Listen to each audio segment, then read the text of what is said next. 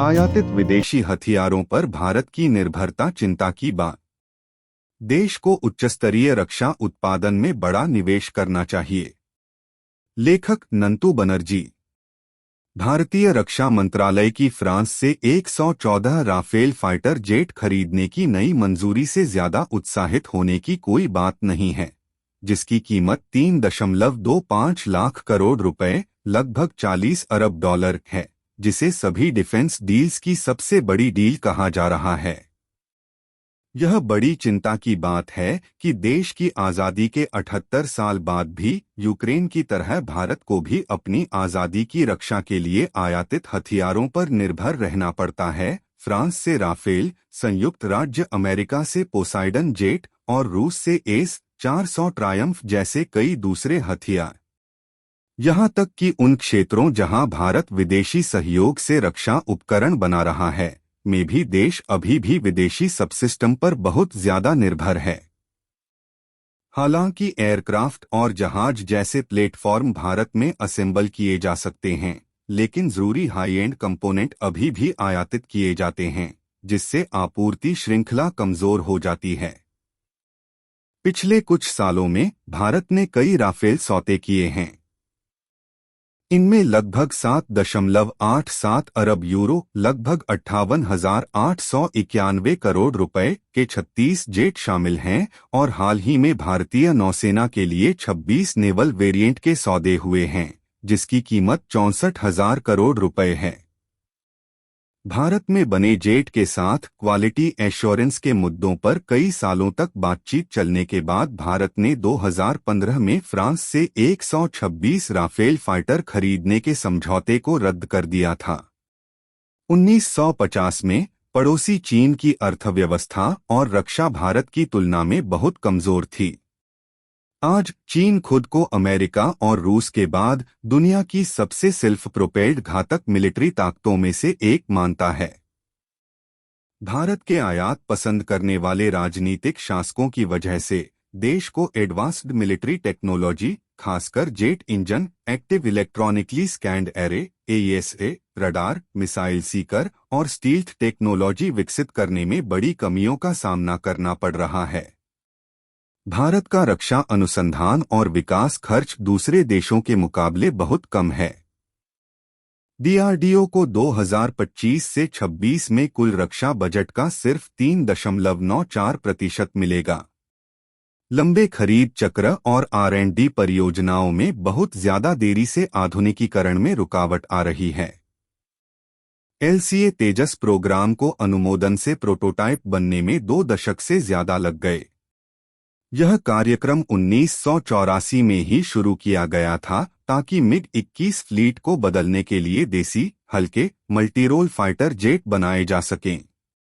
भारत के पास UAV, electronic warfare और electro-optics जैसी अत्याधुनिक प्रौद्योगिकी के लिए काफी विश्वस्तरीय परीक्षण अवसंरचना भी नहीं है, जिससे देशी उत्पादनों के विकास और प्रमाणीकरण में कमी आ रही है।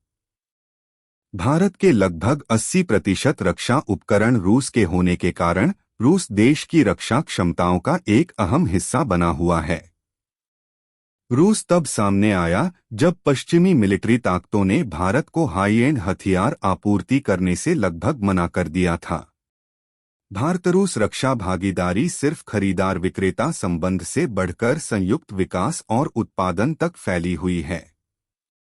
भारत में मौजूद बड़े खतरनाक रूसी प्लेटफॉर्म में सुखोई Su-30 MKI, जो रूस की मदद से भारत में बना, T-905 भीष्म और T-22 मुख्य लड़ाकू टैंक, ब्रह्मोस क्रूज मिसाइल, रूस में बनी सबमरीन जिसमें लीज पर लिए गए न्यूक्लियर पावर्ड जहाज अकुला 2 और INS विक्रमादित्य जैसे एयरक्राफ्ट कैरियर और बहुत ज्यादा इस्तेमाल होने वाले Mi-17 परिवहन हेलीकॉप्टर शामिल हैं। लंबे समय तक भारत ने अपने निजी क्षेत्र को रक्षा उत्पादन में आने नहीं दिया, हालांकि वह हथियारों और गोला बारूद के आयात के लिए विदेशी निजी कंपनियों के साथ सौदा करने में हमेशा खुश था। इत्तेफाक से डसॉल्ट एविएशन का मालिकाना हक मुख्य रूप से एक French family holding company group industrial Marcel Dassault (GIMD) के पास है। कंपनी पर परिवार का कड़ा नियंत्रण है, जिसके पास लगभग 67% इक्विटी शेयर हैं। एयरबस के पास लगभग 10% शेयर हैं। भारत में रक्षा विनिर्माण में निजी क्षेत्र की हिस्सेदारी 2024 से 25 में कुल उत्पादन का सिर्फ 23% थी, जिसमें ज्यादातर लो एंड उत्पादन थे। यूएवी, इलेक्ट्रॉनिक वॉरफेयर और इलेक्ट्रो ऑप्टिक्स जैसी अत्याधुनिक प्रौद्योगिकी के लिए विश्व स्तरीय परीक्षण अवसंरचना की कमी से देशी उत्पादन के विकास और प्रमाणीकरण में देरी होती है। शुरू में चीन भी रूसी रक्षा आपूर्ति पर निर्भर था, लेकिन कम्युनिस्ट शासन ने रक्षा उत्पादन में आत्मनिर्भरता को बहुत प्राथमिकता दी और सालों से रक्षा उत्पादनों की हाई एंड मैन्युफैक्चरिंग के लिए दुनिया भर में एक बड़ा दावेदार बन गया। चीन का एक लोटेक हथियार आयातक से एक हाई एंड देशी डिफेंस मैन्युफैक्चरर और निर्यातक बनना एक लंबे समय की सरकार की बनाई रणनीति से हुआ है, जिसमें अनुसंधान और विकास में भारी निवेश, intense military civil fusion (MCF) और विदेशी प्रौद्योगिकी का लक्षित प्रदर्शन शामिल है। पिछले 10 सालों में चीन दुनिया का तीसरा सबसे बड़ा हथियार निर्यातक बनकर उभरा है, जिसके पास stealth fighters J-20, J-35, aircraft carrier, Fujian और हाइपरसोनिक मिसाइलों की क्षमता है, जो पश्चिमी प्रौद्योगिकी की बेहतरी को चुनौती देते हैं। सुधार की एक आधारशिला चीनी रणनीति ने नागरिक और सैन्य क्षेत्रों के बीच बाधाओं को खत्म कर दिया, जिससे पीपुल्स लिबरेशन आर्मी (PLA) को देश की विशाल वाणिज्यिक प्रौद्योगिकी के तेजी से हो रहे नवाचार का फायदा उठाने में मदद मिली, खासकर artificial intelligence (AI), unmanned system और क्वांटम प्रौद्योगिकी के क्षेत्रों में। चीन R&D में अरबों डॉलर का निवेश करता है, जो वैश्विक R&D खर्च का लगभग 20% है, जिससे देश में बने अत्याधुनिक हथियारों के विकास को बढ़ावा मिला है। हालांकि चीन शुरू में अतिविकसित प्रणाली के लिए रूस पर निर्भर था, लेकिन उसने आयत गियर जैसे Su-27 फाइटर पर सुनियोजित तरीके से रिवर्स इंजीनियरिंग का इस्तेमाल किया और F-35 और C-17 जैसी अतिविकसित प्रौद्योगिकी के ब्लूप्रिंट हासिल करने के लिए साइबर जासूसी में लगा रहा। बीजिंग ने अपने घरेलू रक्षा उद्योग को मजबूत करने के लिए अमेरिका और यूरोप से अनेक तेजस्वी इंजीनियरों और वैज्ञानिकों को सफलतापूर्वक वापस बुलाया था। Stockholm International Peace Research Institute (SIPRI) के वैश्विक हथियारों के हस्तांतरण, निर्यात मात्रा और अतिविकसित सैन्य प्रौद्योगिकी के विकास के आंकड़े के आधार पर हाई एंड डिफेंस इक्विपमेंट 2020 से 2024 बनाने वाले सर्वोच्च 10 देशों में एरोस्पेस, नेवल और मिसाइल प्रौद्योगिकी में भारी निवेश करने वाली बड़ी ताकतें सबसे ज्यादा हैं। ये देश हैं यूनाइटेड स्टेट्स, फ्रांस, रूस, चीन, Germany, Italy, United kingdom, Israel, Spain और साउथ कोरिया।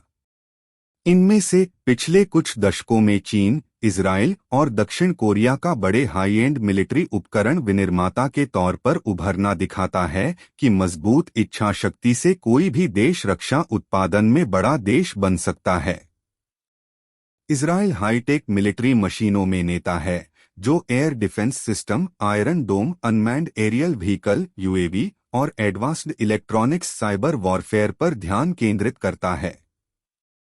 दक्षिण कोरिया के 2 टैंक, FA-50 एयरक्राफ्ट और K9 सेल्फ प्रोपेल्ड हॉवित्जर जैसे हाई एंड उपकरण का तेजी से उभरता हुआ निर्यातक बन गया है।